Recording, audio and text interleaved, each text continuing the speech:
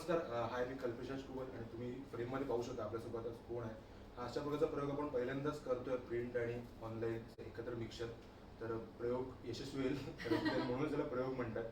पण हा सगळं घाट घालण्याचं कारण एकच आहे की जरा फेसबुक किंवा जरा इंस्टाग्राम किंवा काही ओपन केलं, सगळे सोनाली दिसते, तिचे अनाउन्समेंट दिसतात, तिचं प्रोडक्शनचं काम जे हातात घेतलंय ते दिसतं.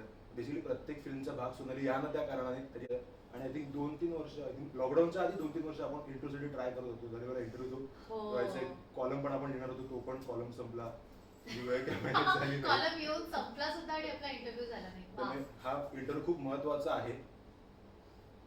इंटरव्ह्यूची सुरुवात करताना मला असं म्हणायचं आहे, आज जे काही तुझ्या हातात काम आहे, जे सिनेमे आहेत, जे सिनेमे तू करणार आहेस, काही पाईपलाईन, काही वाचन करत असेल, या सगळ्या वातावरणाला तू समाधान आहेस का? प्रचंड. इनफॅक्ट मी खूप एक्सायटेड आहे. समाधान खरं तर सगळ्यात जास्त महत्वाचा शब्द आहे, पण आता मी त्याच्याही पलीकडे आहे. ऑफकोर्स समाधानी आहे, कलाकार म्हणून, एक व्यक्ती म्हणून, मुलगी म्हणून, मराठी चित्रपटसृष्टीमध्ये काम करणारी अभिनेत्री म्हणून, आणि खूप एक्सायटेड आहे या सगळ्या जर्नीसाठी. म्हणजे हे सगळं आता पेपरवर पाहताना फारच छान वाटते की आता आपण एवढं सगळं करतो आहोत, एवढ्या वेगवेगळ्या गोष्टी करतो आहोत, पण ते सगळं उतरवताना किंवा ते सगळं करत असताना त्याची प्रत्येक फिल्मची जर्नी सुरू करायला देखील मी खूप एक्सायटेड आहे. सो नक्कीच. पण मग हे सगळं करतेस तू सुद्धा सेटल समजतेस की आज मी पोस्ट गेली 10-12 वर्ष तू इंडस्ट्रीत काम करतेस, तर एक अभिनेत्री म्हणून, एक मुलगी म्हणून, एक स्टेटस आहे, व्यवसाय आहे, कुटुंब सगळं समाधान, तुझा स्टेटस समजते की अजून तुझं आय थिंक आपण तसे पाहिलं तर कधीच समाधानी नसतो. माणूस ही जी स्पीशी आहे किंवा हे जे प्राणी आहेत ते कधीही सॅटिस्फाय होत नाही, कारण आपल्याला सतत काहीतरी नवं, सतत काहीतरी बेटर, सतत काहीतरी मोठं वेगळं करायची भूक असते. आणि आय थिंक कलाकारांमध्ये ती जास्त असते, कारण आपण ज्या क्षेत्रात आहोत तिथे प्रत्येक काम तसं पाहिलं तर फार म्हणजे जितके लवकर ते येतं तितक्या लवकर ते स्मरणातून निघून पण जाऊ शकतं, कारण इतकी विविध प्रकारची कामं आता सगळ्यांचीच वेगवेगळ्या प्लॅटफॉर्मवर येत आहेत. सो ते खूप क्षणिक आहे मला असं वाटतं, कुठलंही success, for that matter failure also.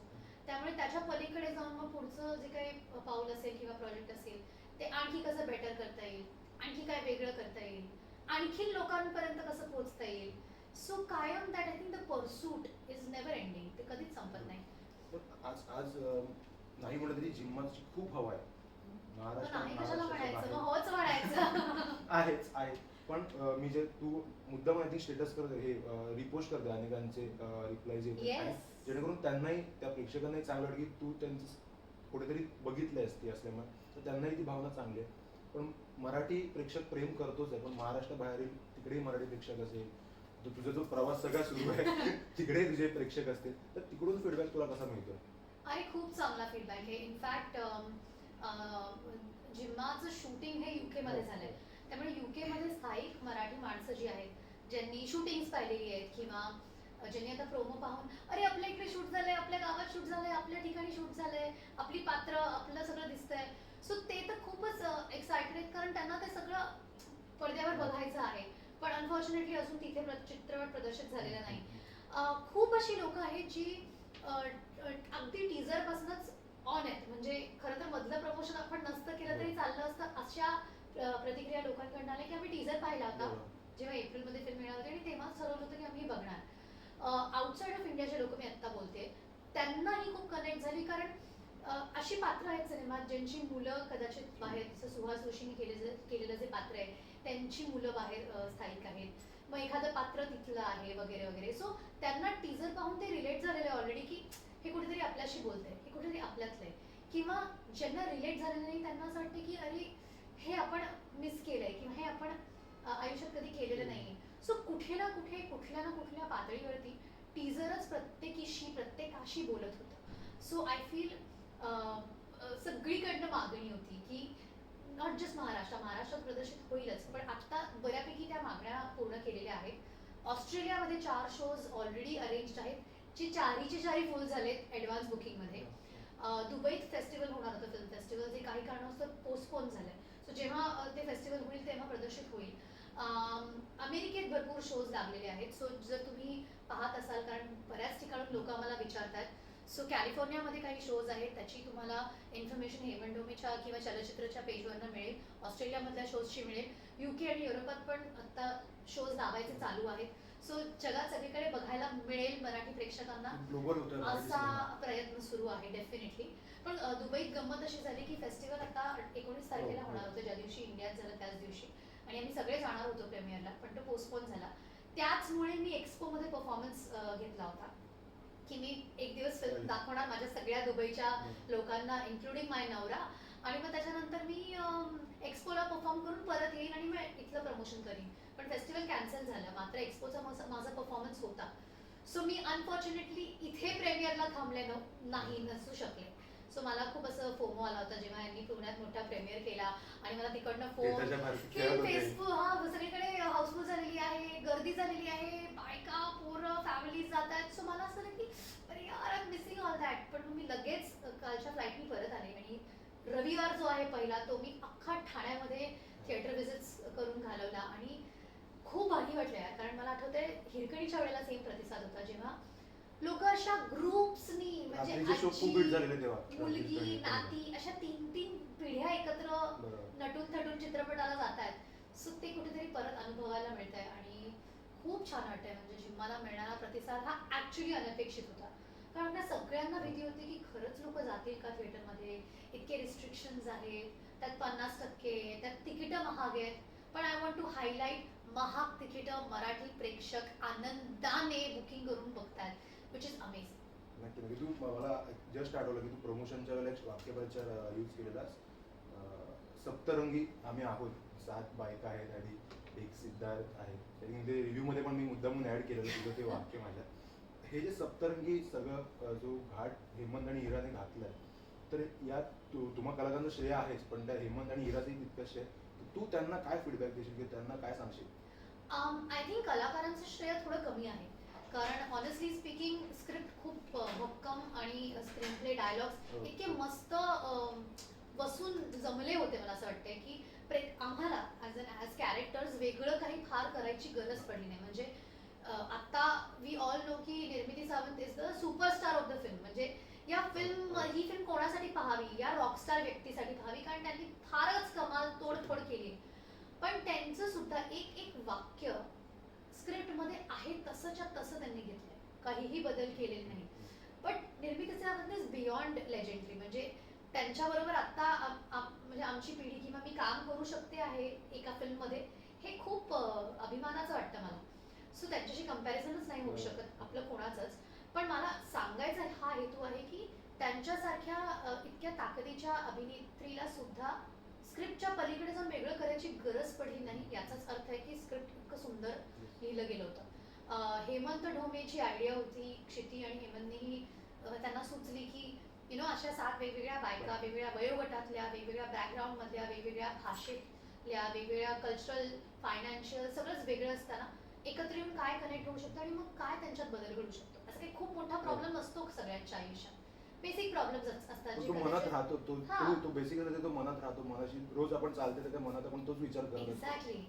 So त्यांची ती आयडिया. पण इरावती कर्णिकने इतकं कमाल ते केले की प्रत्येक कॅरेक्टर वेगळं आहे बघ. You cannot compare. म्हणजे हिचं काम चांगलं झालंय की तिचं काम चांगलं झालंय हे तुम्ही कम्पेअरच करू शकत नाही. तेवढी स्क्रीन स्पेस हेमंतने पण दिली आहे त्यांना. स्क्रीन स्पेस पण दिली आहे, पण ते लिहितानाच ना ही वेगळी आहे. मैथिली ही वेगळी आहे, वैशाली ही वेगळी आहे, ती दिसते वेगळी, ती बोलते वेगळी, ती चालते वेगळी, तिचं प्रॉब्लेम वेगळा आहे, तिचं आयुष्याकडे बघण्याचा दृष्टिकोन वेगळा आहे, मीताचं वेगळं म्हणणं आहे. सो प्रत्येकीला वेगळं एस्टॅब्लिश केलंय. आणि इमॅजिन 7 बायका, त्या सगळ्या वेगळ्या आहेत. याचा अर्थ लिखाण इतकं उत्तम झालंय की प्रत्येकीला व्यवस्थित कॅरेक्टरिस्टिक्स आहेत, प्रत्येकीची जर्नी आहे, प्रत्येकाला वयाप्रमाणे कास्टिंग आहे.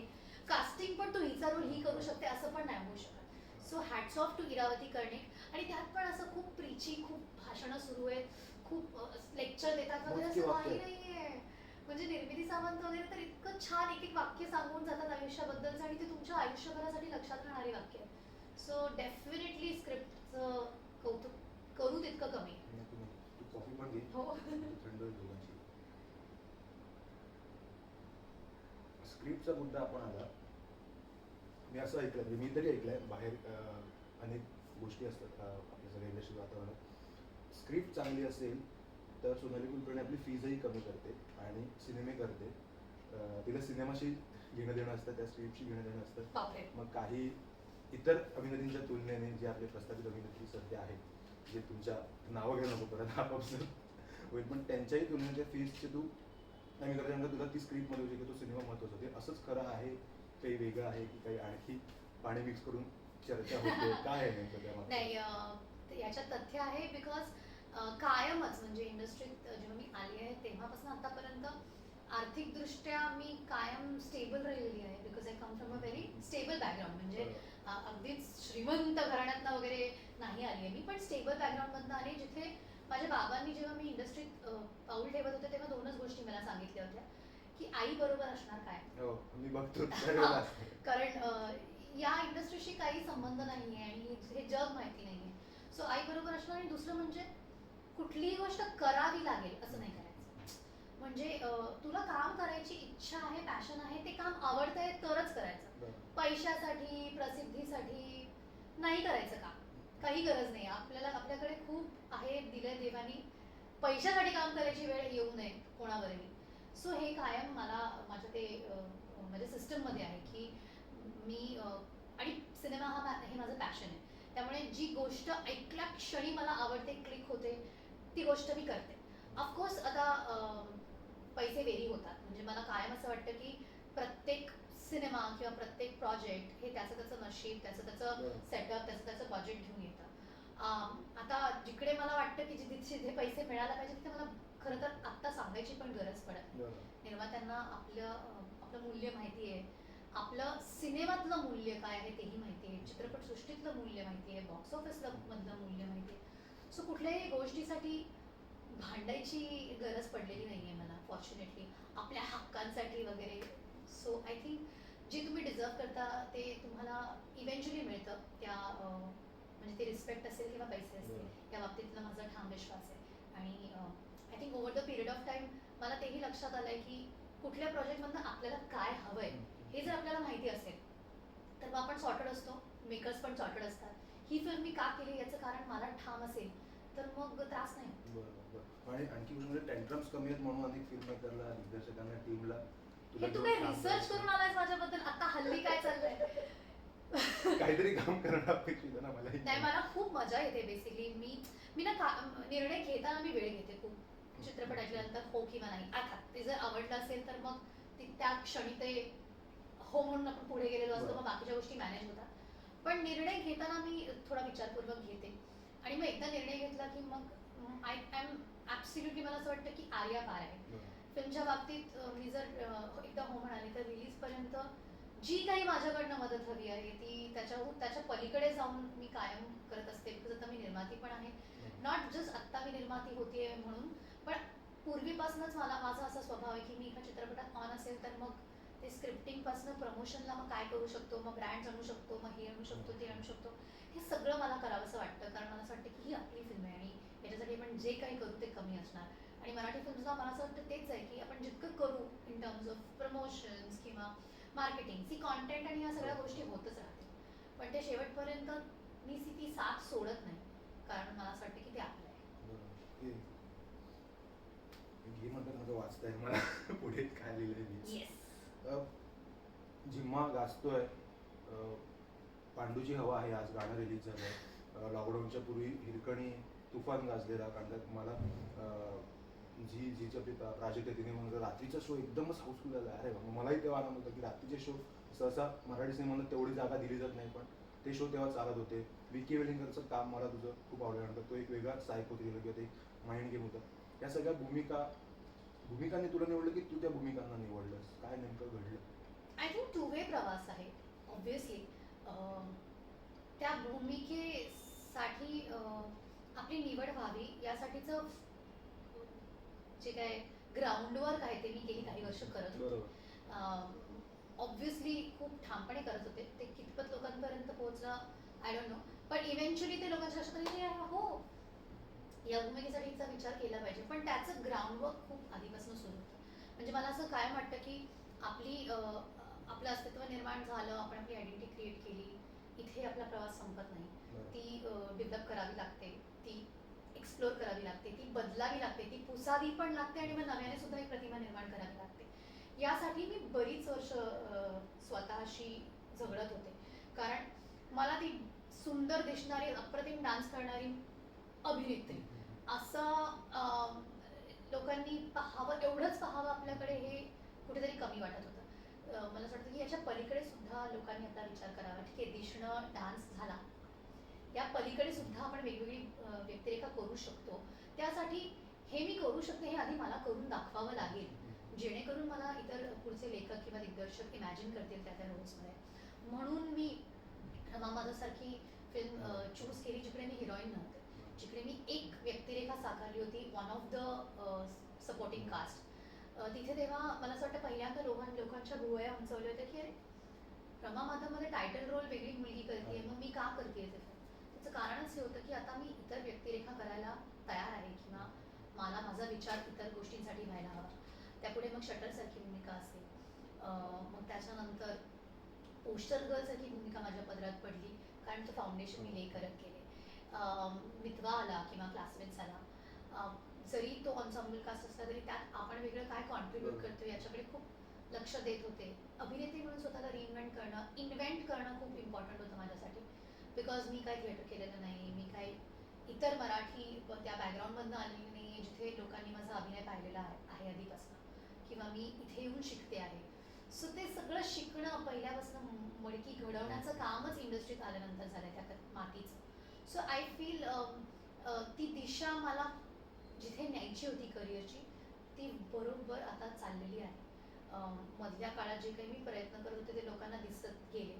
हिरकणी त्याच्याचा खूप मोठा प्रयत्न होता, कारण मला हिरकणी करायची होती. मी स्वतःला आधी हिरकणी म्हणून पाहिलं, मग दिग्दर्शकांनी पाहिलं, मग निर्मात्यांनी पाहिलं, आणि मग प्रेक्षकांनी पाहिलं. सो मला असं कायम वाटतं की आपल्याला जे हवं आहे ते आपण आधी पाहणं खूप गरजेचं आहे, आणि मग the whole universe works for it. So आता कुठेतरी प्रेक्षकांना कळलेलं आहे, मेकर्सना कळलेलं आहे की मी वेगवेगळ्या गोष्टी करू शकते. आणि आता I think is the most exciting phase in my career, कारण एकीकडे जिम्मासारखा इतका sensible absolutely slice of life film आहे, ज्याच्यात मी ऑनेस्टली सांगू तुला, मी अभिनयच नाही केला आहे. म्हणजे मी हेमंतला सांगितलं की हे खूप रिलेटेबल आहे मला, आणि त्यालाही माहिती होतं की मी अशी आहे मैत्री म्हणून, आत्ता आयुष्यात माझं तेच सुरू आहे. तर त्याचंही तेच होतं की तू प्लीज फ्रेममध्ये राहा, आणि जे काय घडतंय त्याला फक्त रिॲक्ट हो, काहीही वेगळं करू नकोस.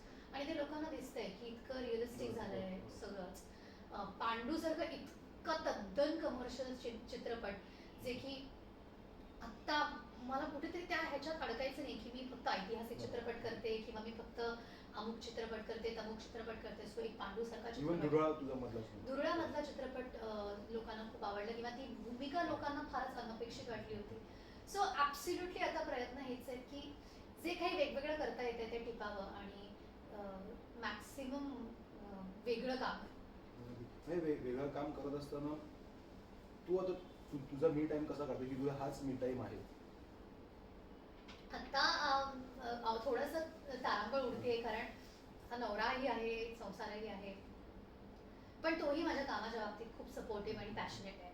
त्यामुळे तो समजून घेतो. आम्ही लॉंग डिस्टन्स रिलेशनशिप जशी आमची लग्नापूर्वीची होती तशीच अजून आहे. आता खूप एक्साइटिंग फेज आहे, आणि मला असं काय वाटतं की जर तुम्हाला करायचं असेल ना तर तुम्ही सगळं मॅनेज करू शकता, आणि नसेल करायला, जर इच्छा नसेल तर मग अनेक कारणं शोधू शकता. सो आम्हाला दोघांना करायचं आहे, आम्हाला हा संसार पण टिकवायचा, आणि एकमेकांच्या कामात सुद्धा खूप आम्ही दोघंही एकमेकांना खूप सपोर्टिव्ह आहोत. त्याचंही आता खूप उत्तम चाललंय.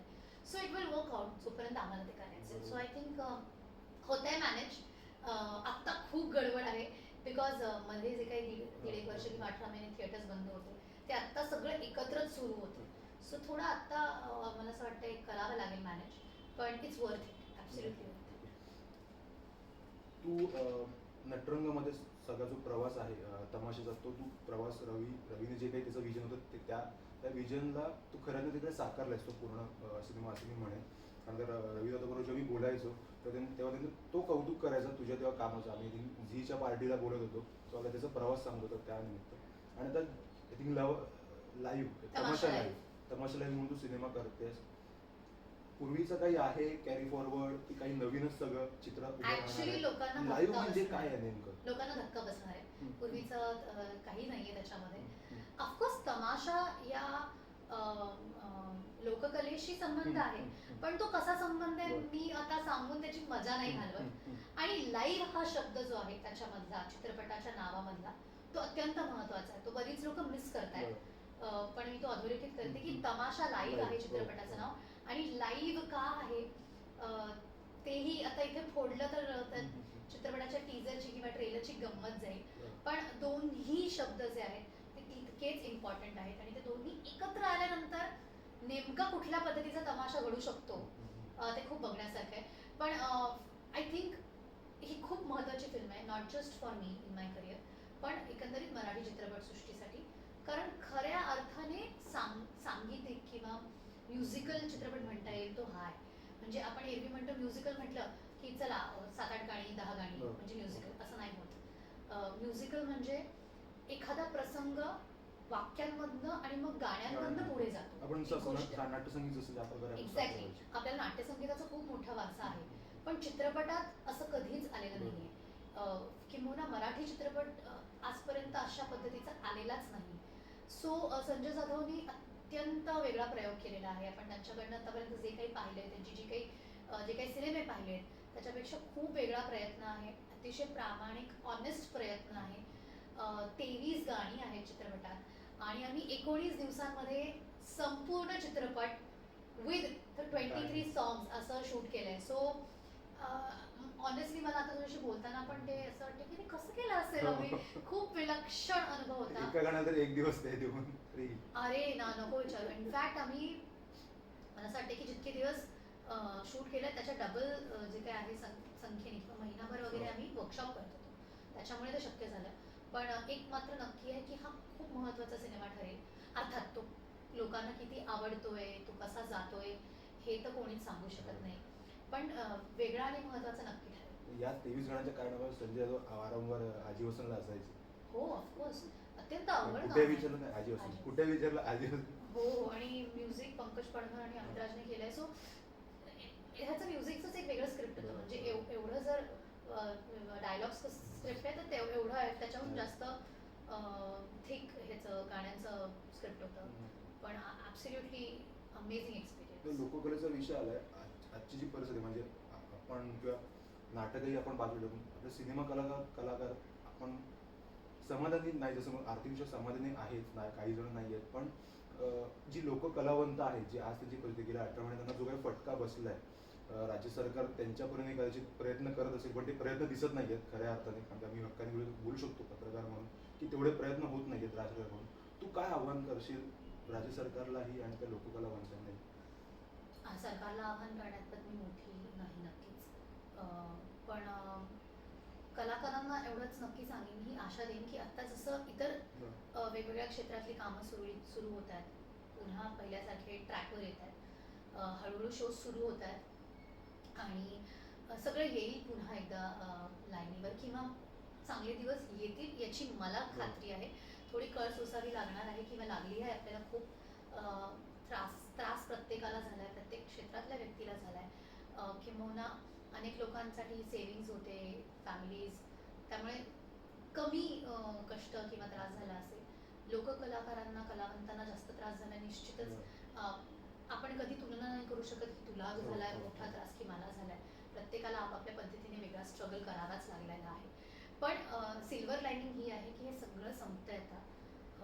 आपण पुन्हा एकदा नव्याने आयुष्याकडे पाहतोय. इनफॅक्ट मलाच भीती होती की म्हणून आपल्या सगळ्यांना भीती होती. मला अजूनही आठवते जेव्हा हेमंत शी मधल्या काळात बोलणं व्हायचं की मग OTTला रिलीज करूयात का, जेव्हा ऑफर्स आहेत, असं आहे तसं आहे, तेव्हा कायम हा मुद्दा निघायचा की कदाचित ह्याच्यानंतर पॅन्डेमिक नंतर चित्रपटगृह हे संपेल का, ही हिस्ट्री होऊन जाईल का, लोक जाणारच नाही चित्रपटगृहात, कदाचित ही वेळ येईल का. इतके आम्ही सगळे घाबरलो होतो. पण नाही ना, लोक जात आहेत, बाहेर पडतायत.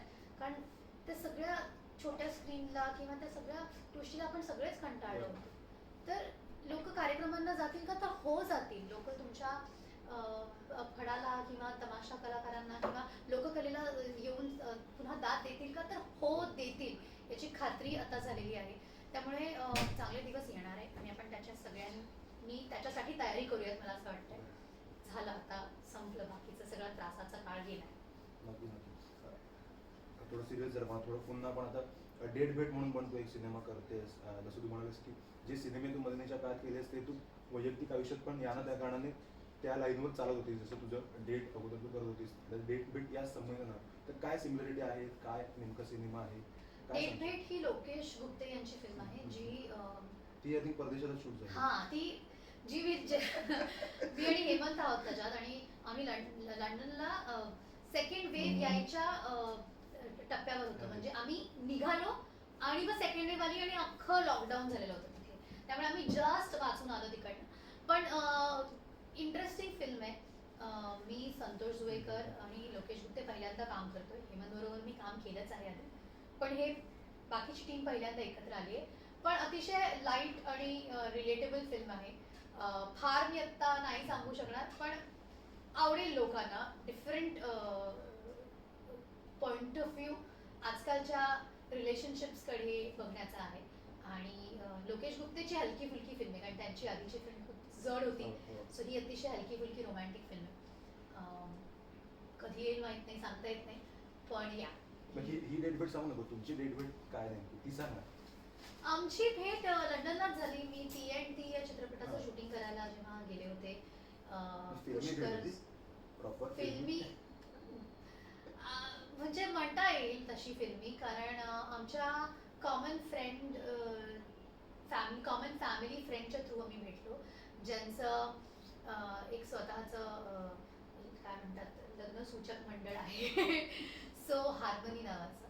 पण त्याच्यात काय त्यांनी नावही नोंदवलेलं नव्हतं. आम्ही त्यांच्या थ्रू भेटलो, पण असेच भेटलो होतो की पण लाईन लग्नासाठी मारायला भेटायचं. कोणी सुरुवात केली? कोणीच नाही.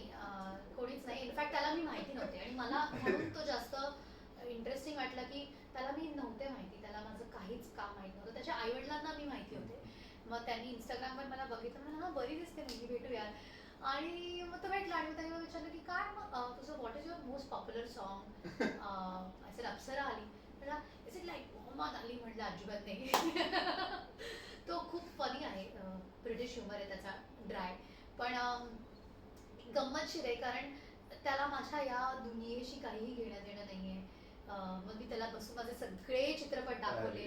नाही अरे नको करू, पण तो चित्रपटांचा चाहता आहे, त्याला फिल्म्स बघायला आवडतात. तो is a very good audience, आणि तो शौकीन आहे तसा.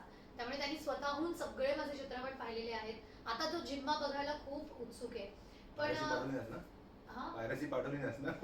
नाही, पण होपफुली त्याला इथे येता येईल. म्हणजे मी आता आय एम होपिंग की पांडूच्या प्रीमियरला तो येईल आणि मग दुसऱ्या दिवशी तिकीट काढून जिम्मा बघू. Great great. पण एकदम मग डेट भेट राहिली नेमकं काय, नंतर तुमची जी मग आम्ही डेट भेटत राहिलो काही दिवस, कारण मी तर इथे, तो तिथे लंडनला होता. मग तो दुबईत शिफ्ट झाला. मग दुबईत शिफ्ट झाल्यानंतर पूर्वी कसं माझं आयुष्य मुंबई पुणे मुंबई होतं. मग तो इथे आल्यानंतर माझं आयुष्य मुंबई दुबई मुंबई दुबई झालं. लिटरली मी विकेंड ट्रिप करायचे. म्हणजे पॅन्डेमिकच्या आधी तर दिल्लीला जायचं असेल तर दिल्लीपेक्षा कमी वेळ आणि स्वस्तात ट्रिप तिकीट मिळायचं दुबईचं. मी इतकी ये जा करायचे. मग पॅन्डेमिक नंतर ते थोडंसं अवघड झालं. पण पॅन्डेमिकचे ते 5-6 महिने जेव्हा मी तिथे अडकले होते, त्याच्याबरोबर आमचा नुकता तेव्हा साखरपुडा झाला होता आणि मी अडकले, लिटरली अडकले होते. मी केबिन बॅग घेऊन गेले होते आणि मग लॉकडाऊनच झालं सगळीकडे. आय थिंक तो काळ आमच्यासाठी खूप महत्त्वाचा होता, जेव्हा आम्ही एकमेकांना इतकं जवळून इतके दिवस समजू शकलो. कारण एरवी आम्ही असं सुट्ट्यांना भेटायचो ना, सुट्ट्यांमधला माणूस वेगळा असतो आणि रोज संसार करायचा असेल तर तो माणूस वेगळा असतो. सो त्या लॉकडाऊनच्या 5 महिन्यांमध्ये खरा वेळ आम्ही एकत्र घालवला आणि आम्ही एकमेकांचा जीव घेतला नाही, म्हणून आम्ही ठरवलं की आता लग्न करूया. दोघांना स्पोर्ट्स आवडतं का? कारण लंडनची तुझी न्यू मॅच बघायला तू गेलेलीस ते आधी तू तिकडे असतो. बाबा तो खूप स्पोर्ट्समध्ये आहे. म्हणजे आमच्या घरात भांडणं जर होत असतील किंवा ती होतात तर ती केवळ आणि केवळ स्पोर्ट्समुळे होतात. कारण काही महत्त्वाचा प्रसंग असेल घरी तर त्याची फुटबॉलची मॅच असते आणि मग फुटबॉल का मी, हे खूप होतं. पण मी त्याला करते सपोर्ट जेव्हा जेव्हा शक्य होईल. क्रिकेट एक असं स्पोर्ट आहे ज्याच्यामध्ये तो इंडियन टीमला सपोर्ट करतो. बाकी अदरवाईज त्याच्या खूप इंग्लंडच्या टीमबद्दलचं खूप प्रेम आणि कौतुक आहे. पण इंडियन टीम जेव्हा क्रिकेट खेळते तेव्हा आम्ही इंडियन जर्सीज वगैरे घालून खूप मनापासून इंडियन टीमला सपोर्ट करतो आणि सगळ्या मॅचेस म्हणजे क्रिकेट असेल, फुटबॉल असेल, गोल्फ असेल, तू सगळ्या स्पोर्ट्समध्ये आहे म्हणजे म्हणून तो मला जास्त आवडतो. Is very active, very competitive, सतत असं काहीतरी त्याला चॅलेंजिंग लागतं आयुष्यात, जे की मलाही लागतं. सो आम्ही खूप छान छान वेगवेगळ्या गोष्टी एकत्र एक्सप्लोअर करू शकतो. आम्ही कौतुक त्या दिवशी म्हणजे दरवेळेला आपण कॅमेरामनचं कौतुक करतो मॅच जेव्हा बघत असतो त्यांना सुंदर सुंदर मुलींचे फुटेज ते मध्ये मध्ये दाखवत असतात आणि तेव्हा तुझंही तेव्हा फुटेज हो, कॅप्चर केलं आणि वर्ल्ड कपच्या खूपच वेळेला. व्हायरल झालेलं तू पुढे नशीब तेव्हा सोनाली इंडिया आमची- जिंकली होती. त्याला सगळं खापर माझ्यावर फोडलं असतं लोकांनी. अरे, कॉफी अरे, घेतली. संपली तुझी आता?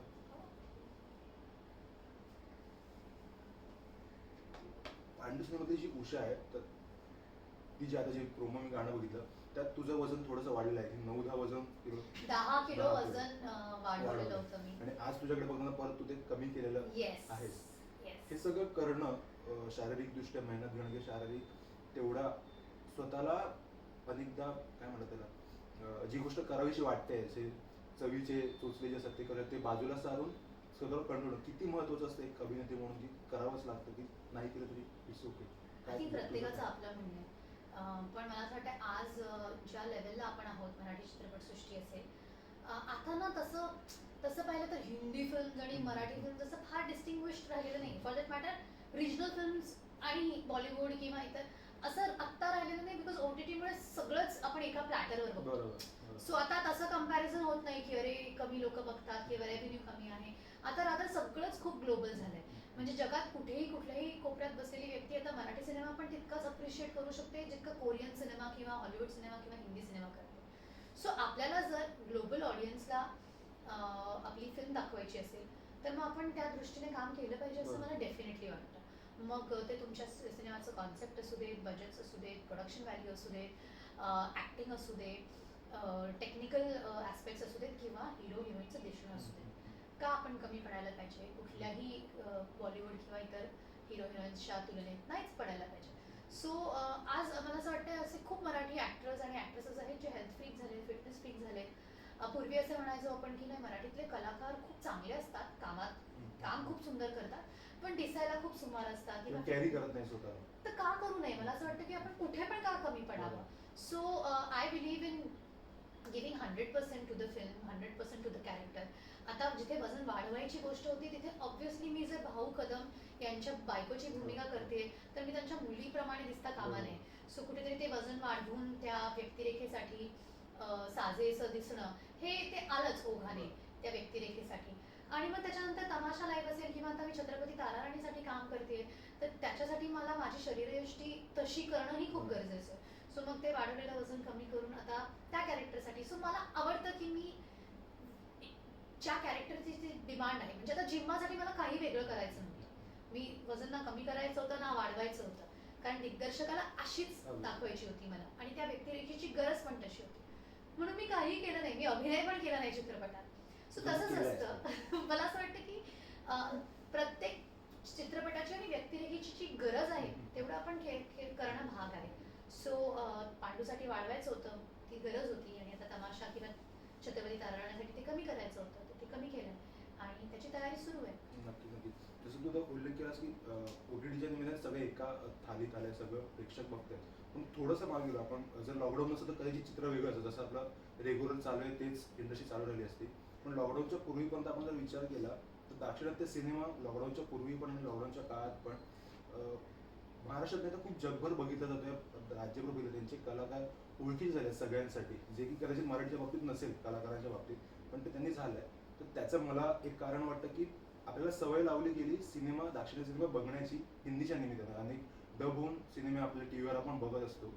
तर तो जो प्रयोग आहे जो दाक्षिणात्य सिनेमाने कदाचित आपलेच प्रोड्युसर असेल किंवा आपल्याच चॅनलने ते डब कडक करून आपल्याला दाखवले असेल महाराष्ट्रात दाखवले असतील तर तो प्रयोग महाराष्ट्राच्या बाहेर मराठी सिनेमाबाबत व्हावा का की मराठी सिनेमे त्या लँग्वेजमध्ये किंवा हिंदीमध्ये डब करून इतर टीव्हीवर दाखवले जावेत का हा प्रयोग आवश्यक. मला मुळात डब केलेले प्रयोगच आवडत नाही. मला असं वाटतं त्याच्यामुळे ना ओरिजिनल इसेन्स जो असतो ना चित्रपटाचा तो कमी होतो. पूर्णपणे मरतो असं मी म्हणणार नाही पण तो कमी होतो. मला कायम असं वाटतं की जर मी कोरियन सिनेमा विथ सबटायटल्स बघतेय किंवा मी आता मनी हाइस्ट बघते किंवा स्पॅनिश सिरीज आणि नार्कोस वगैरे सगळं बघतेय तर मग मी मराठी चित्रपट विथ सबटायटल्स त्याच्या ओरिजिनल लँग्वेजमध्ये का बघू नये. त्या लोकल गोष्टीची ती जी भाषा असते ना, ती त्याचा खरा गोडवा किंवा खरा एसेन्स असतो मला असं वाटतं. आणि आजकाल सबटायटल्समुळे तुम्ही जगातलं कुठलंही काम बघू शकता तितक्याच चवीने, तितकंच समजून आणि येट तो लोकल फ्लेवर घेऊन. मग का डब करून त्याच्यातला ओरिजिनॅलिटी का घालवायची असं माझं वैयक्तिक मत आहे. सगळ्यांची मतं वेगळी असू शकतात. माझं मत असं आहे की मराठी चित्रपट आता सबटायटल सकट सगळीकडे दिसतात, मग ते वेगळे डब करून साऊथमध्ये किंवा इतर भाषांमध्ये दाखवायची गरज नाही. दाखवले आणि त्याचा जर रीच वाढत असेल तर वेलकम. पण आय पर्सनली फील की डबिंगमुळे खरा इसेन्स पण आज आज आज जे चित्र आहे बॉलिवूडच्या बाबतीत, हिंदी सिनेमाच्या बाबतीत अनेक मिक्सचर झालाय. हिंदीचे सिनेमे पण तो मुद्दा अजून थोडा पुढे नेते. आता पांडू सारखा चित्रपट हा डब नाही होऊ शकत, बरोबर, किंवा त्याचं सबटायटलिंग पण अवघड आहे, कारण ती त्या भाषेतली गंमत आहे. म्हणजे ते जे विनोद आहेत ते त्या भाषेतले आहेत ना. सो मला म्हणायचं की काही गोष्टी त्या भाषेच्या असतात, त्या भाषेच्या वैशिष्ट्यात न येतात, ती मरायला नाही पाहिजे. नक्कीच नक्कीच नक्कीच. जसं आपलं बोललो की अनेक मिक्सचर झालाय, अनेक हिंदी ओरिजिनली हिंदी सिनेमे सुद्धा ते त्यांच्यात रिशूट करतात, त्यांच्या वेगवेगळ्या भाषेमध्ये, तमिळमध्ये करतात शूट, तेलुगूमध्ये करतात, डब न करतात ते रिशूट करतात हिंदीवाले, आणि साऊथवाले पण हिंदीमध्ये सिनेमा डब न करता रिशूट करतात. हा जो मिक्सचर झाला आहे तो मराठीसाठी फायदेशीर ठरेल, कारण आणखी कॉम्पिटिशन या निमित्ताने वाढत आहे. मला माहित नाही. मी आता म्हणजे मोशन पोस्टर तुम्ही पाहिलं असेल छत्रपती तारा राणीचं, तर हा प्रयोग मी पहिल्यांदा करणार आहे आता, जिथे आम्ही हा चित्रपट मराठी आणि इंग्लिश अशा दोन्ही भाषांमध्ये सायमल्टेनियसली शूट करणार आहोत. त्याचं बायलिंग्युअल करण्यामागचं कारण असं आहे की प्लॅनेट मराठी अक्षय वर्धापूरकर ही फिल्म प्रोड्यूस करते, आणि त्यांनी जेव्हा चित्रपटाची संहिता आणि एकंदरीत आमच्या राहुल जाधव या दिग्दर्शकाचं विजन पाहिलं, तर त्याच्या लक्षात आलं की ही फिल्म ग्लोबल व्हायला पाहिजे. म्हणजे हिस्टॉरिकल सिनेमे, हिस्ट्री ही सगळ्यांना अट्रॅक्ट करते, आणि ही जी इन्स्पिरेशनल स्टोरी आहे किंवा out of the world story आहे छत्रपती तारा राणीची, ही ग्लोबल होऊ शकते. सो त्यांनी या हॉलिवूडच्या प्रोड्युसर्सना अप्रोच केला, ऑर्वो फिल्म स्टुडिओज, जे चे हॉलिवूडचे प्रोड्युसर्स आहेत, आणि त्यांचं काउंटर पार्ट आहे UK मध्ये ब्लॅक हँगर नावाचं स्टुडिओज. त्यांना अप्रोच केलं, ते ॲब्सोल्युटली एक्सायटेड झाले आणि त्यांनी को प्रोड्यूस करायला ही फिल्म ऑन बोर्ड आली. त्यांच्यामुळे ही फिल्म बायलिंग्युअल होते, कारण त्यांचं असं म्हणणं आहे की आता आम्हाला ही ग्लोबली दाखवायची, तर ही हिंदीमध्ये किंवा इतर भाषांमध्ये करण्यापेक्षा तुम्ही रिजनल मराठीत करा, which is the original language of the history, आणि मग त्याला इंग्लिशमध्ये करा, so that it reaches global. So कुठेतरी त्याचा फायदा मराठी चित्रपटसृष्टीला पण होईल, चित्रपट आणखी ग्लोबल होईल, आणखी त्याचं रीच वाढेल अशी अपेक्षा आहे. सो मला असं वाटतं की इथे एकमेकांच्या रिजनल इंडस्ट्रीजना नुकसान नाही होणार, किंबहुना त्या फिल्मचा किंवा त्या इंडस्ट्रीचा रीच वाढतो. So it's a positive thing to look at. Chhatrapati Tara Rani सिनेमाचा उल्लेख करतो, तू यापूर्वी ऐतिहासिक भूमिका साकारली आहेस, पुन्हा त्याच धाटणी त्या समकालीन पुढच्या काळात ती भूमिका तू साकारणार आहेस, तर दोघांना वेगळं वेगळं ठेवणं त्यासाठी किती आव्हानात्मक असणार त्या भूमिकेसाठी? काहीच कंपॅरिझन नाही आहे. उलट मला असं वाटतं की केवळ तो काळ तो होता, अर्थात महाराजांच्या राज्याभिषेकच्या पिरियडच्या आसपास हिरकणीची घटना आपण समजून तेव्हा ती बसवलेली आहे. अर्थात त्याच्याकडे फार पुरावे आपल्याकडे नाही आहेत त्या व्यक्तीविषयी किंवा त्या घटनेच्या बाबतीत. अगेन हिरकणी ही व्यक्तिरेखा महाराजांच्या लिनिएजमधली नाही आहे, ती त्या समाजातली आहे तेव्हाच्या काळातल्या. वेरेस छत्रपती ताराराणी ही व्यक्तिरेखा त्या लिनिएजमधनं येते. छत्रपती शिवाजी महाराजांची ती डॉटर इन लॉ, म्हणजे राजाराम महाराज यांची पत्नी, अशी ती व्यक्तिरेखा आहे, ती डायरेक्ट त्या फॅमिलीतनं येते. सो त्यामागे खूप मोठी रिस्पॉन्सिबिलिटी, जबाबदारी आपली वाढते, कलाकार म्हणून आणि मेकर म्हणून सुद्धा. कारण महाराजांचा इतिहास, महाराजांच्या सगळ्या काळातली ही सगळी जी पात्र आहेत, त्यांना कोणालाही धक्का न लागू देता, हिस्ट्रीला धक्का न लागू देता आपल्याला ती प्रतिमा जपून ती व्यक्तिरेखा साकारणं हे जास्त आव्हानात्मक आहे. दुसरा मुद्दा असा की हिरकणीचा पराक्रम होता तो एक आईच्या पराक्रमाविषयी आहे, ती तो गड कसा उतरून आहे. वेरॅज ती एकमेव घटना आहे. वेरॅज छत्रपती ताराराणी यांनी 9 वर्ष औरंगजेबाला जो लढा दिलाय तो अत्यंत मोठा काळ आहे. आणि मला असं वाटतं की आपण आतापर्यंत वॉरियर क्वीन म्हणून कोणाला ओळखतो सगळ्यात जास्त देश, तर झाशीची राणी. झाशीची राणीने एकच युद्ध लढलेलं आहे, जे 1857चं युद्ध होतं. वेरेस छत्रपती ताराणी 9 वर्ष सलग फिजिकल युद्ध तर लढतच होत्या, पण त्याचबरोबर त्यांनी पॉलिटिकल ॲडमिनिस्ट्रेटिव्ह युद्ध पण खूप लढली आहे, जिथे त्यांनी अमेझिंग स्ट्रॅटेजीज आणल्या होत्या की त्या काळात किल्ले सोडून द्यायचे ऐन पावसाळा आला की, आणि मग औरंगजेबाची जी फौज आहे त्यांची फरफड पाहायची. सो असे अनेक राजनीतिक टॅक्टिक्स त्यांनी तेव्हा केलेले होते, आणि मला असं वाटतं की त्या गोष्टी पण खूप महत्त्वाच्या आहेत. सो ते सगळं उभं करताना त्या एका व्यक्तीने, एका स्त्रीने त्या 9 वर्षाच्या काळात काय काय केलं असेल, म्हणजे साम्राज्याला सम्राट नाही, शिवरायांचं निधन झालं, त्याच्यानंतर छत्रपती संभाजी महाराज नाही राहिले, राजाराम महाराज नाही राहिले, आणि औरंगजेबाला वाटलं की आता काय मराठा साम्राज्य आता मी का जाणार, किंवा झालं आपल्या अधीन आलं, आणि एक बाई उभी राहते आणि ती म्हणते की नाही मी नाही इतक्या सहजासहजी सोडणार, आणि गेलेले किल्ले परत आणले. असे जे काही इतक्या पराक्रमाच्या गोष्टी या 9 वर्षांच्या काळात त्यांनी केल्या, त्या सगळ्या उभारताना फारच आव्हानात्मक जाणार आहे. पुन्हा त्या हंबीरराव मोहिते यांच्या कन्या असल्यामुळे म्हणजे हॉर्स रायडिंग असेल किंवा तलवारबाजी असेल, म्हणजे शिवकालीन युद्धकला ही ह्याच्या त्या प्रवीण होत्या. तर ह्या सगळ्या गोष्टी जर आपल्याला करायच्या असतील तर बॉडी लँग्वेज पासनं त्या इतर गोष्टींमध्ये ते येणं, आत्मसात करणं खूप इम्पॉर्टंट आहे. सो खरं तर Hirkani was just the tip of the iceberg मला असं वाटतंय, आणि त्याच्या खाली आता खूप मोठा प्रवास आहे. हो, तो सुरू आहे. बेसिक ट्रेनिंग माझी झालेली आहे, आता आम्ही वॉर सिक्वेन्सेस प्रॉपर बसून त्याच्या प्रॅक्टिस करू. सो तयारी करू तितकी कमी आहे. पुढे हे सगळं इकडे तू अभिनय करतेस, आणि जसं तू मगाशी उल्लेख केला की आपण प्रोडक्शन कडे आपण सुद्धा वळलोय. मला असं वाटतं की जेव्हा अभिनेत्याला किंवा अभिनेत्रीला स्वतःच्या टर्म्सवर एखादी गोष्ट सांगायची असते, एखादी गोष्ट प्रेझेंट करायची असते, ती उभी करायची, तेव्हा तो इतरांकडे हात पसरण्यापेक्षा, इतरांकडे जाण्यापेक्षा स्वतःच उभा राहतो आणि ते प्रोड्यूस करतो. तुझ्यामध्ये नेमकं काय घडलं? तू प्रोडक्शन मध्ये येणार, ती गोष्ट समोरून मांडणं, प्रोडक्शन खूप आधीपासून करायचं होतं हे ठरलंच होतं. म्हणजे मी रेडिओ टेलिव्हिजन फिल्म प्रोडक्शन मध्ये माझं ग्रॅज्युएशन केलेलं आहे, पोस्ट ग्रॅज्युएशन केलं आहे. सो कुठेतरी माहिती होतं की पुढे जाऊन आपल्याला स्टोरी टेलिंग पण करायचं आहे. बऱ्याचदा असं होतं की आपल्याला स्क्रिप्ट आवडतं आणि त्याच्यात ऍक्ट्रेस म्हणून करण्यासारखं काही काम नसतं. अशा वेळेला आपल्याला वाटतं की आपण ह्याच्यात काय कॉन्ट्रीब्यूट करू शकतो, हातची जायला नॉट हातची जायला, आपण असं वाटतं की हे किती छान आहे यार, ही गोष्ट मला सांगायला आवडेल. तर त्याच्यातनं हाकामारीची जन्म झाला असं म्हणायला हरकत नाही. ती लघुकथा जी आहे, लघु कादंबरी आम्ही वाचली ऋषिकेश गुप्तेंची, आणि माझा एक मित्र आहे अमोल भगत, आम्ही डिस्कस करत असतो काय नवीन पाहिलं वाचलं. तर त्यातनं हे लॉकडाऊनमध्ये मी वाचलं होतं आणि असं की हे फार इंटरेस्टिंग आहे, हे सांगायला पाहिजे, ह्याची फिल्म व्हायला पाहिजे.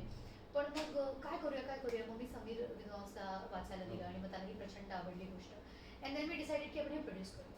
आणि आता Sameer is busy doing a Hindi film, तो जसा त्याच्यातनं रिकामा होईल तसं आपण ह्याचं काम सुरू करू. पण अतिशय कमाल गोष्ट आहे. तू काम करतेस की बॅक द कळेल पॉज म्हणजे माहिती नाही, म्हणजे दिग्दर्शकाचं म्हणणं आहे कर, आता बघू आपल्याला काय काय झेपतंय. नक्की. जसं समीरचा हिंदी प्रोजेक्ट, त्याला शुभेच्छा आहेत, तसं ते छान करणार. आणि कार्तिक इतकं दमदार आहे, त्यांनी काल कार्तिकचाच बर्थडे आहे वाटतं, डेफिनेटली दमदार तोही आहे, धमाकाही छान काम केलं. त्यामुळे समीरचं आणि कार्तिकचं छान दिसेल ते हिंदी प्रोजेक्ट. तुझाही हिंदी प्रोजेक्ट एक झालेला आहे हॉटस्टार अमेझॉन प्राईमवर तो वेबचा शूट होतो. ही जे नवीन लॉकडाऊनच्या निमित्ताने जे आलंय, जे बूम झालंय OTTच्या माध्यमातून, जसं आपण उल्लेख केला मगाशी, तर काय नेमकं त्या सिनेरोकडे, त्या माध्यमाकडे तू कशी बघतेस? मला फक्त भीती एवढी वाटते की ते ज्या पद्धतीने बूम झालंय त्याचं ते खूप त्याचं नावच ओव्हर द टॉप आहे म्हणून आपण OTT म्हणतो, पण त्याचा बूम संपायला नको. मला असं वाटतं की कुठलीही गोष्ट अशी खूप झपाट्याने आली की मग त्याचं वेटही तितकं लवकर येतो. सो आता ना कुठेतरी ते परत मला असं वाटतंय स्टॅग्नंट झालंय. सेम कॉन्टेंट सगळीकडे, सिमिलर गोष्टी, सिमिलर ते सगळं. सो आता थोडं अजून नवीन काय ते त्यात यायला पाहिजे. मला असं वाटतं की म्हणूनच इतकी वर्ष कदाचित मी OTT वर काम केलं नाही, कारण सगळं सिमिलर वाटतं. मग unnecessary violence, unnecessary boldness, unnecessary greyness, darkness. म्हणून मला असं वाटतं की लोकांना जिम्मा बघायला खूप आवडते, कारण नाहीये तेच सगळे क्राईम ड्रामाज बघून लोक बोर झाली आहेत, किंवा ते सगळं ग्रे डार्क बघून लोक कंटाळी. काहीतरी ब्राईट, काहीतरी छान पॉझिटिव्ह बघायला मिळतंय. सेम इज विथ पांडू, इतकं कलरफुल बघायला मिळतंय, म्हणून लोक थिएटर्सकडे येतील असं वाटतंय मला. सो कुठेतरी ना मला असं वाटतं की प्रत्येक माध्यमाचं ते होतं की एक स्टॅग्नन्सी येते, मोनोटोनस काम झालं की तेच तेचपणा. सो आत्ता OTTला परत एकदा रिइन्व्हेन्शनची गरज आहे. ते होईल. मला असं वाटतं की प्रत्येक माध्यमाची ती फेज असते, ती जर्नी असते. बूम होतं, स्टॅग्नन्सी येते, रिइन्व्हेन्शन होतं. सो आता त्या फेजमध्ये आहे OTT. तर मग तुझा जो प्रोजेक्ट तू हाती घेतलास की ज्याच्यात तू काम केलंयस ते नेमकं काय आहे? It's a different. आता मी काही खास त्याच्याबद्दल सांगू शकत नाही. त्याचं नाव अजून ठरलेलं नाही, त्यामुळे नाव पण नाही सांगू शकत आहे. पण त्याला काय म्हणता येईल, क्राईम बेस्ड पण खूप डार्क नाहीये. इंटरेस्टिंग कॅरेक्टर्स आहेत. त्याचं डिटेक्टिव्ह स्टोरी काहीतरी वेगळं आहे. मग तर त्याचा मराठीशी काही संबंध नाही, मराठीशी काही संबंध नाहीये. आणि म्हणजे मला माझी जी काही मोठी लिस्ट आहे की हे करायचं नाहीये, मला ते करायचं नाहीये, त्या सगळ्यात बसणारी ती आहे. अननेसेसरी गोष्टी करायच्या नाहीये. So just because you can आपण करतो असं आहे ना, की सेन्सरशिप नाही, काही पण करू शकतो. तशातली ती गोष्ट नाहीये. मला ते कॅरेक्टर खूप आवडलंय. सेटअप, कास्टिंग, माणसं, लोक, director, everything is interesting. So I am looking forward to it. बोलू एकदा टीजर किंवा काही त्याच्यातनं आलं तर आणखी बोलता येईल. तर सेन्सरशिपचा विषय आला. सध्या फिल्मला सेन्सरशिप आहे आणि सेन्सरशिप असून सुद्धा काही सेन्सिटिव्ह विषय असले, ऐतिहासिक सिनेमांसारखे विषय असले किंवा इतर काही सामाजिक विषय असले, तेव्हा बाहेरची सेन्सरशिप आघात करते. जरी सेन्सरशिपने ग्रीन सिग्नल दिलं असेल तरी पण तेच OTT बाबत पण मध्यंतरच्या काळात झालं. त्यावर गव्हर्नमेंट आपापलं देतं की कशा वगैरे आपल्याला चौकटीत आणता येईल. त्या सेन्सरशिप असावी नसावी, तुझं नेमकं काय मत आहे त्याबाबत? OTT या फेजला, त्या वेगला आय थिंक नसावी. पण मग कोणी ते पाहतंय याच्याबद्दलचं पण एक ते कसं येईल मला माहित नाही. कारण आपण म्हणतो की अमुक अमुक एज ग्रुपच्या लोकांनी हे पाहू नये. पण मग त्यांच्या बाबतीतले रिस्ट्रिक्शन्स तुम्ही कसे आणू शकता या बाबतीत विचार व्हावा. किंबहुना आता मला असं वाटतं की ही जी पुढची आपली जनरेशन आहे, त्यांनी जी गोष्ट पाहू नये ती त्यांची ऑलरेडी पाहून झालेली असते. पण मग त्यांच्यावरती जे संस्कार आहेत ते वेळी त्यांच्यावरती व्हायला पाहिजेत, सो दॅट त्याच्याबद्दलची सेन्सिबिलिटीज निर्माण व्हायला पाहिजे. आय थिंक कुठेतरी we are not ready for all this. Censorship जरी नसलं तरी आय अग्री की क्रिएटिव्हिटीवरती एका माध्यमात तरी सेन्सरशिप नसावी. पण मग मुलांवरती काय संस्कार होत आहेत, ती सेन्सरशिप मग घरात कशी डेव्हलप करू शकतो. प्रत्येक पालकांनी, फॅमिलीनी तर तो विचार करायला पाहिजे. आणि ह्या डिजिटल युगात अत्यंत चॅलेंजिंग ते आहे की आपल्या मुलांनी काय पाहायचं आणि काय पाहू नये हे प्रत्येक पालकांनी जर ठरवलं तर मे बी सेन्सरशिपकडे जाण्याची गरज पडते. जसं आपण काय पाहू नये काय पाहावं, जसं लायब्ररीमध्ये अनेक पुस्तकं असतात. मग ती प्रौढांसाठी असतात, मुलांसाठी असतात, अभ्यासाचे विषय असतात. आपला निर्णय पण की इथे कोणतं ऍक्सेसिबिलिटी खूप आहे ना. म्हणजे एका क्लिकवर तू काही पण पाहू शकतोस. तर आता 24 तास तू आपल्या मुलावरती सर्व्हिलन्स करू शकत नाही, तो काय पाहतो आणि काय नाही. सो अत्यंत अवघड आहे आता इथून पुढे पालकत्व. त्यांच्यावरती कसे संस्कार करायचे आणि कसे नाही, आणि डिजिटल संस्कार कसे होऊ द्यायचे आणि कसे नाही, हे खूप चॅलेंजिंग असणार आहे आत्ताच्या पिढीसाठी. म्हणजे प्रत्येक आई किंवा वडील त्या प्रकारे करतीलही आपल्या Hopefully. मुलाचं. जसं मगाशी बोललं की प्रवास तुझा आधी मुंबई आणि पुणे असा असायचा, मग आता तो मुंबई, पुणे, दुबई, परत इंडिया, मग कधी कधी लंडनला सिनेमासाठी किंवा कधी फॅमिली तिकडे असते. तर हे जे सगळं प्रवास तुझा होतोय, या प्रवासाने अनेक माणसं भेटत असतील, अनेक किस्से घडत असतील, काय मजा होते? म्हणजे थकायला तर होतच असणार ऑब्व्हियसली, पण मजा गमती काय किस्से घडत असतात प्रवासामध्ये इतका प्रवास करत असताना? खूप इंटरेस्टिंग आहे. मला म्हणजे नेहमी असं वाटतं की मला एरवीच प्रवास करायला खूप आवडतो आणि पहिल्यापासूनच. आता तो आणखी वाढला आहे इन टर्म्स ऑफ संसारामुळे. पण मला कायम असं वाटतं की प्रत्येक फ्लाईटमध्ये एखादी व्यक्ती किंवा एखादी घटना अशी घडते की जी काहीतरी वेगळं शिकवून जाते आणि काहीतरी नवीन एक्सपिरियन्स देऊन जाते. सो कोविडच्या काळात मी खूप प्रवास केला. म्हणजे ॲक्च्युली जेव्हा पहिल्यांदा फ्लाईट्स ओपन झाले, जेव्हा कळत पण नव्हतं की सोशल डिस्टन्सिंग कसं पाळायचं, आणि ते शीट्स आणि PPE किट्स वगैरे घालून ट्रॅव्हल आणि 4-4, 5-5 टेस्ट, हे सगळं मी खूप केलं आहे आणि मला खूप करावं लागलं आहे. सो यावेळेला खूप लक्षात आलं की यु नो ज्या व्यक्तीकडे आपण जातो आहोत ते किती गरजेचं आहे, ज्यासाठी आपण या सगळ्या कष्टातून जातो. यु नो कधी कधी तो प्रवास कितीही अवघड असला तरी तो कशासाठी करतोय, तो त्या डेस्टिनेशनपर्यंत पोहोचणं खूप गरजेचं असतं, म्हणून आपण त्या सगळ्यातनं जातो. सो ती व्यक्ती आयुष्यात सापडणं खूप गरजेचं आहे.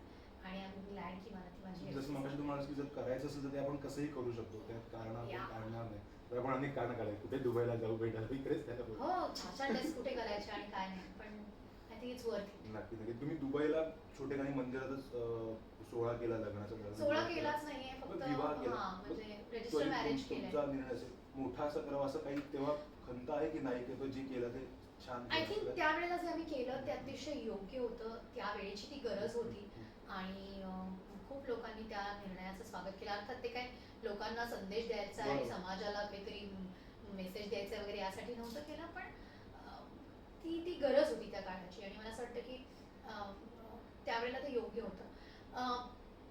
पुन्हा मोठा सोहळा करायचा की नाही वगैरे हे नाही मी इतकं मिस करत आहे, पण मला नक्की असं वाटतं की आपल्या ज्या विधी आहेत त्या मला नक्की करायच्या, कारण आयुष्यात त्या काय सारख्या सारख्या होत नसतात, आपण ते मिस आउट नाही करायचं मला.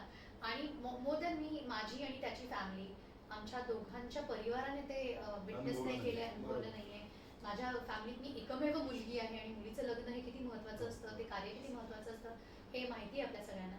सो माझ्या आईवडिलांना आणि त्याच्या आईवडिलांना मला त्या आनंदापासून वंचित ठेवायचं नाहीये. सो आम्ही असं ठरवलं आहे की विधी करू, डेफिनेटली करू. मे बी लग्नाच्या पहिल्या वाढदिवसाला वगैरे असं काही. अरे वा.